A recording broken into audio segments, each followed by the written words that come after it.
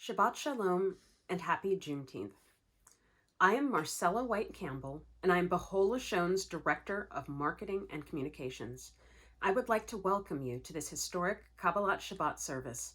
Almost 7,000 people have registered to share this event with us.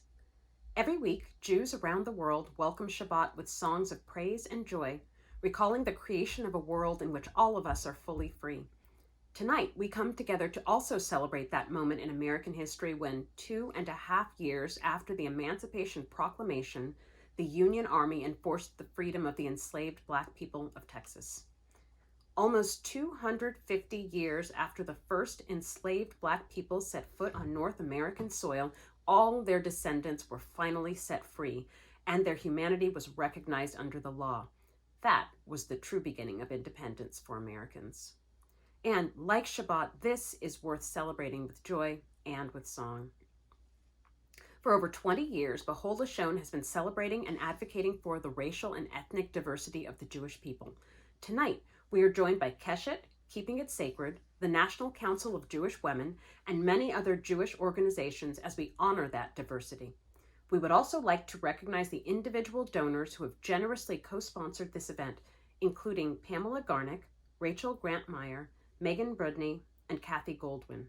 We could not do what we do without the support of individual people who care about diversity and anti-racism work. Thank you. One quick note, we will be using the Reform Prayer Book for this evening's service. If you don't already have one, there's a link to this book on this page. And please choose the second prayer book that's listed on the page. We are thrilled that Rabbi Sandra Lawson and Rabbi Izama Goldstein-Stoll will be leading us in prayer today. And as always, we are grateful for their spiritual leadership and guidance as we welcome Shabbat. This is not the first time Black rabbis have shared the pulpit. Rabbi Lawson and Rabbi Goldstein-Stoll themselves have shared the bima at Camp Behola Shon before. However, it is the first time to our knowledge that two Black queer rabbis have done so in a national setting and in celebration of Juneteenth. For this reason, before we join Rabbis Lawson and Goldstein-Stoll, please join me for our Shechianu. Baruch atah Adonai, Eloheinu melech haolam, shehechianu v'kimanu v'higianu lazman hazeh. Amen. I'm Rabbi Izama, and I'm glad that you've all decided to join us here today. We're hopefully going to get Rabbi Sandra Lawson back on in a few minutes. But until we do that, let's sing a little bit. Let's pray for Shabbat. So I invite you, those of you who are following along in Mishkan Tefillah, to turn to page 129 and to join in the words Ki Eshmera Shabbat El Yishmereni.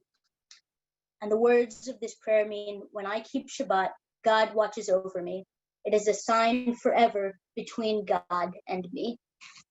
And this arrangement of this prayer I was given permission to do this by a wonderful student that I work with at Yale University. Their name is Sid Bakal. They use they, them pronouns, and they're definitely an up-and-coming Jewish musician that you should keep your eye out for. So here we go.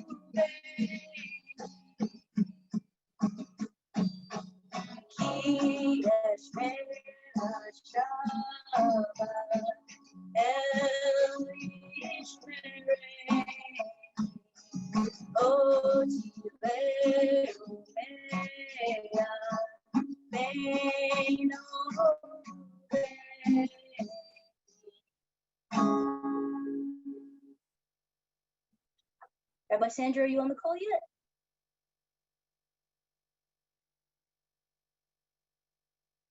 Okay, if not, we'll just keep going.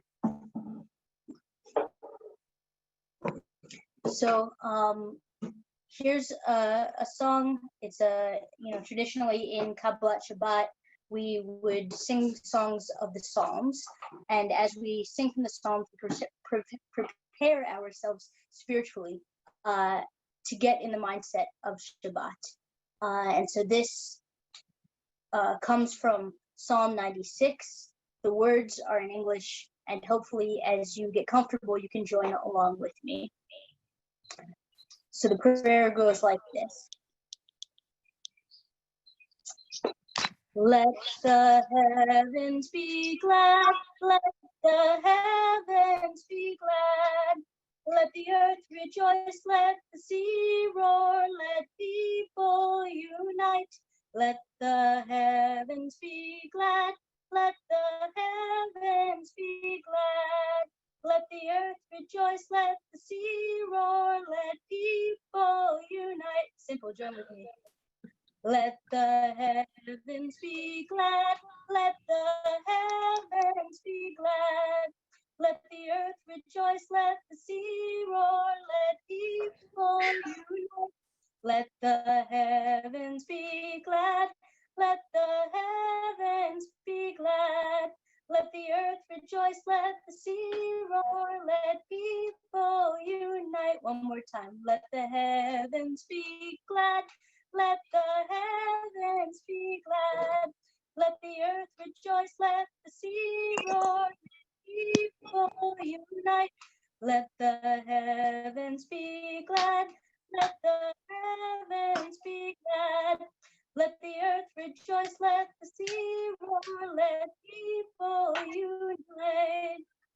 And I'm glad to say that it looks like Rabbi Sandra was able to hop on. So I'm going to pass it over to her, and I think she's going to start us off back on page 128 in your Mishkan Tefillah. Oh, okay, great, cool. All right.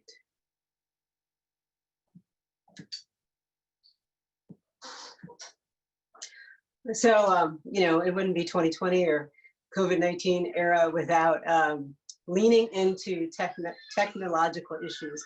And so what I want to say is how good and how awesome it is for us to be together on this day. So please join me in Hine Matov. Hine Matov Manayim Shevet Achim Gameyachad.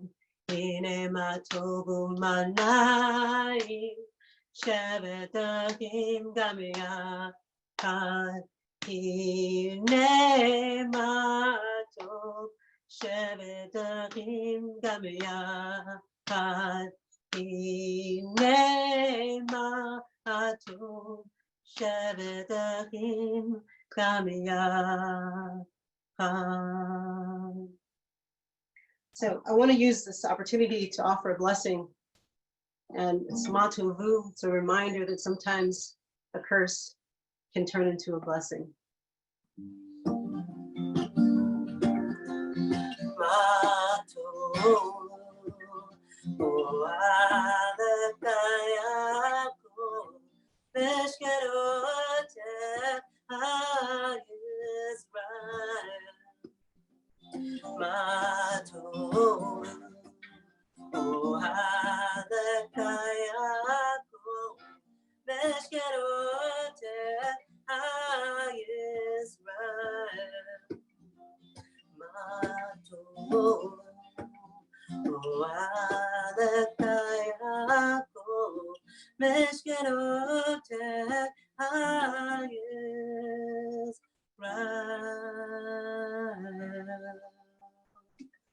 how awesome, how lovely is this day. Shabbat Shalom. So, as we continue to get into the mindset of Shabbat, we'll join in one more psalm before Rabbi Sandra offers us some words of Torah. So I invite those who want to sing along to turn to page 130 in the Mishkan Tefillah.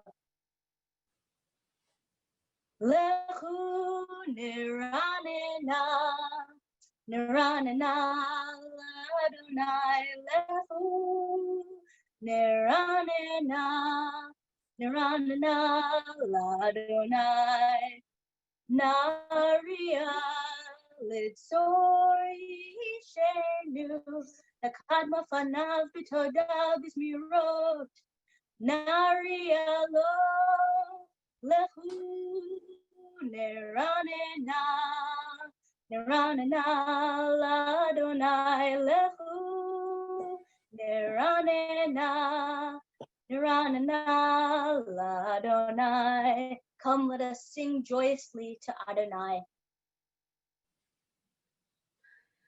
so this week's Torah portion is all about courage.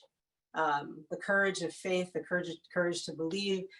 Moses is directed by God to send spies over to the land promised to us to see if the land is habitable and conquerable. And as we probably know, 2 of the spies come back fearful, but 2 of the spies, Joshua and Caleb, have courage and they have faith. And I feel like in this moment, we need faith, we need strength, and we need to believe. And so I want to offer Ella's song, words by civil rights activist Ella Baker, and the music composed by Bernice Johnson Reagan. We who believe in freedom cannot rest. We who believe in freedom cannot rest until it comes.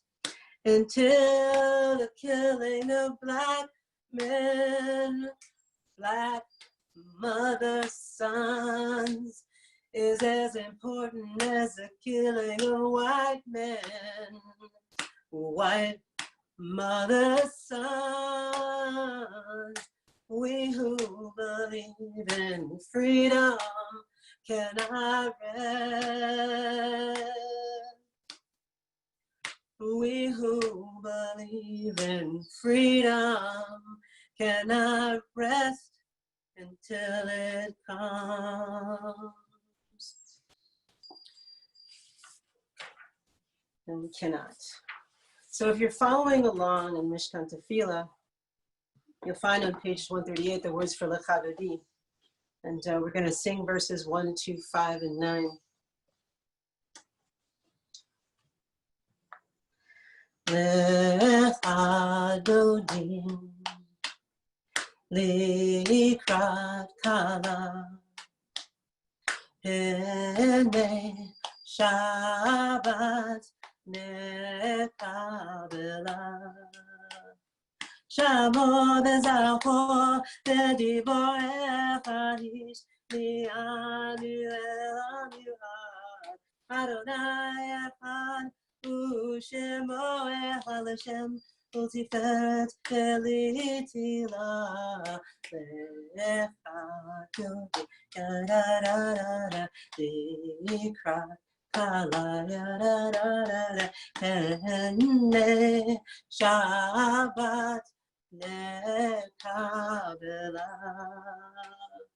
Likrat Shabbat Lechu V'Nechaki Mechor Hara Merosh Mikedem Nesu Kasof Maaseh Bashamat Lila Lecha Dodi Likrat Kala Hene Shabbat Nekabela Yadada Lecha Dodi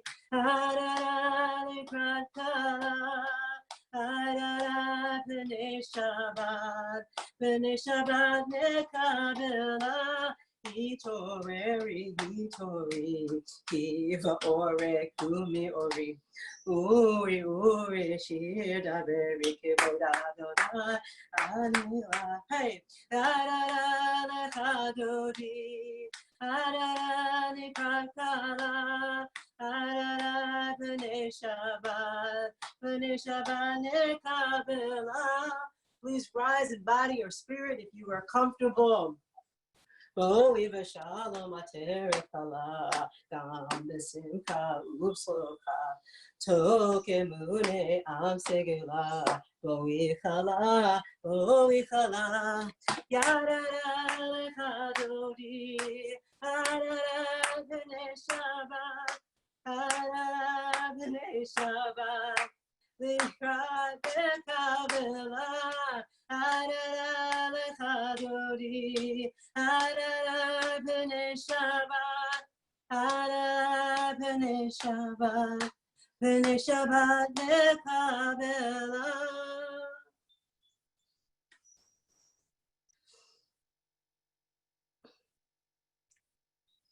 I'd like to offer a few words of Torah now. But before I do, I would invite you to just take a deep breath with me and try to stay grounded. It's hard when we're looking at screens and we can't really see any of you, and I'm sure it's tricky for you as well to feel that we're all unified in this moment. So let's just take a deep breath.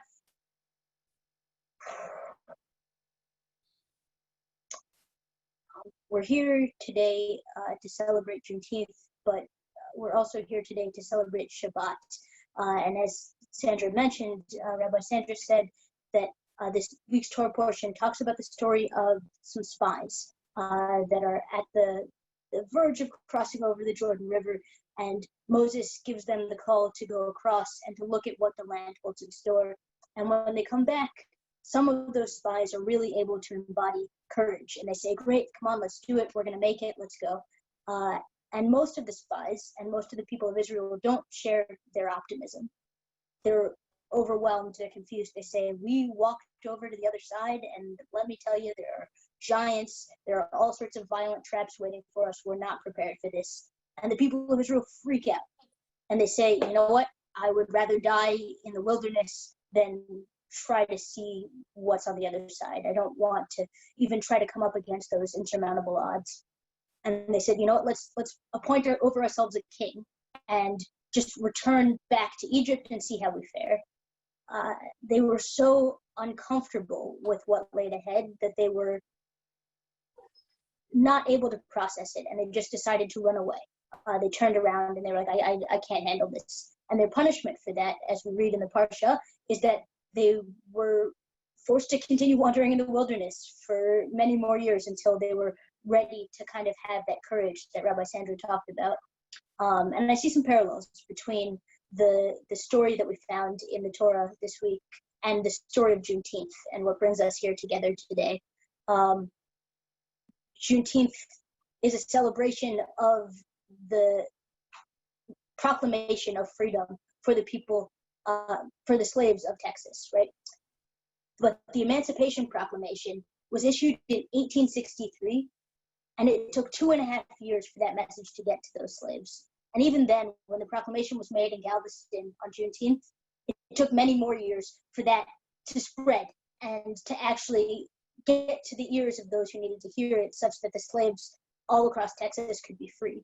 And what happens here is that the process is continually slowed down by slaveholders who don't want to look at the reality of what their world is going to become. They don't want to pay attention to what they perceive as going on around them, and they just want to try to shut it down and turn away from it.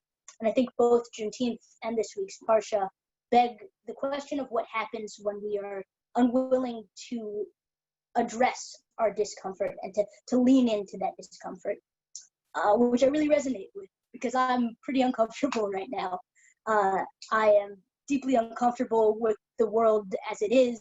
I'm pretty uncomfortable with the Zoom call and all of this, virtual services. But I'm also uncomfortable with the fact that I've sat in my comfortable house and looked out the window behind my house at a field where over the course of the last few months, more and more people living in tents have come to live in the field behind my house.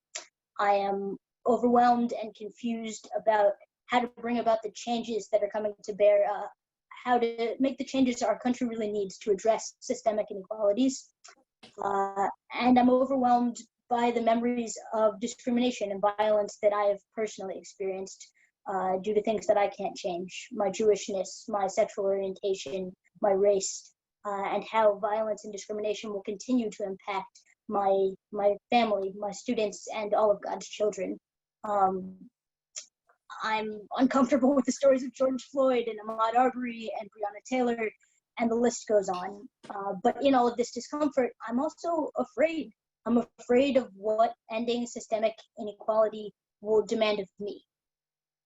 I'm not comfortable looking at my own prejudices, my own privileges, my own wealth. Because just as much as I am absolutely a victim of systemic inequality at times, I'm also absolutely a beneficiary of systemic inequality.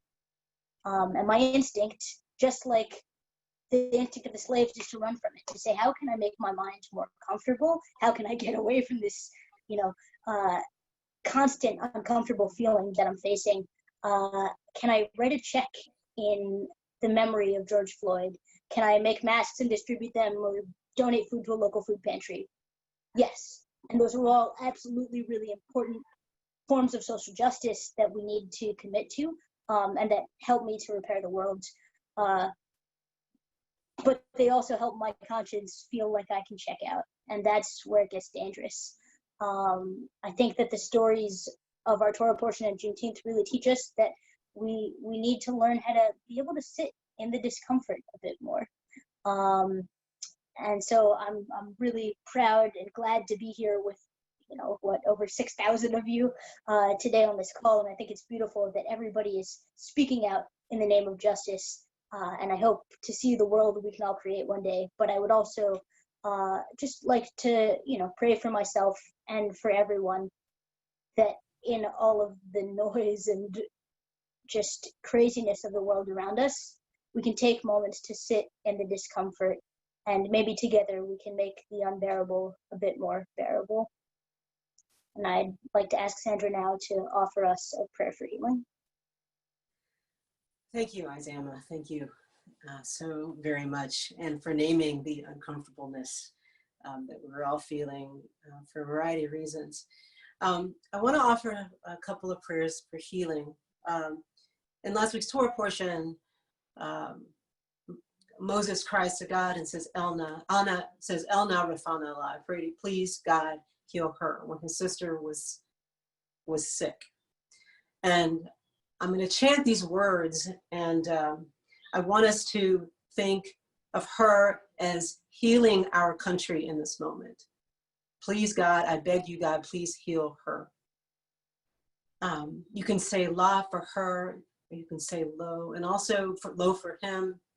And if you want to bring forth the names in your hearts of those who are in need of prayer for healing. And after I chant for a little while, I'll switch to Debbie Freeman of blessed memory, or Misha Barach. Ana Elna, Ana Elna, Ana Elna, Refana La, Ana Elna, Ana Elna, Ana Elna, Refana Lo, Ana Elna, Ana Elna, Ana Elna, Refana La. And as we continue to offer Debbie Freeman's Misha Barach, I invite you to bring forth the names of those that you were thinking about who are in need of healing. And I want to think about all of the frontline workers, whether they work in the hospitals or work in the grocery stores, our mail carriers, all the people who have continued working so that we could stay home. And also, I want to think of all those people who have been struck with COVID-19 and who are in need of a prayer for healing. So please join me. Misha Berach. Misha Berach Avotenu Mekor Habraha Lemotenu. May the source of strength who bless the ones before us help us find the courage to make our lives a blessing, and let us say Amen. Misheberak Imotenu Mekor Habraha Leavotenu. Bless those in need of healing with refuah shlema, a renewal of body, a renewal of spirit, and let us say Amen.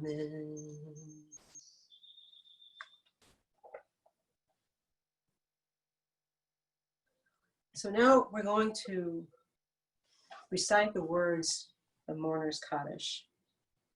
And as we remember those who are no longer with us, I invite you to think about and remember that much of divine goodness, grace, and love has come to us from those whose lives have touched our own.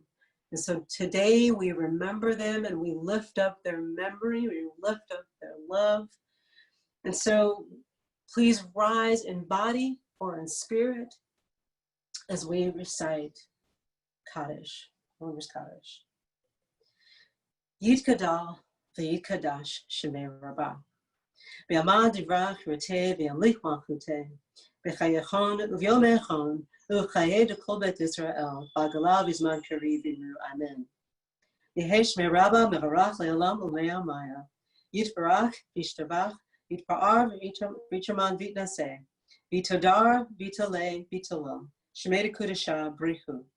Le'elam mikol berchata b'shirata. Tushbechata v'nehemata. Damiran v'yamad v'imru. Amen. Yehesh lama rabba min shemaya v'chaim aleinu v'yakol Yisrael v'imru. Amen. Oseh shalom b'ramav hu yaseh shalom aleinu v'yakol Yisrael v'yakol yoshvei tevel v'imru. Amen. May the one who creates harmony and peace above create harmony and peace for all of us down here on earth.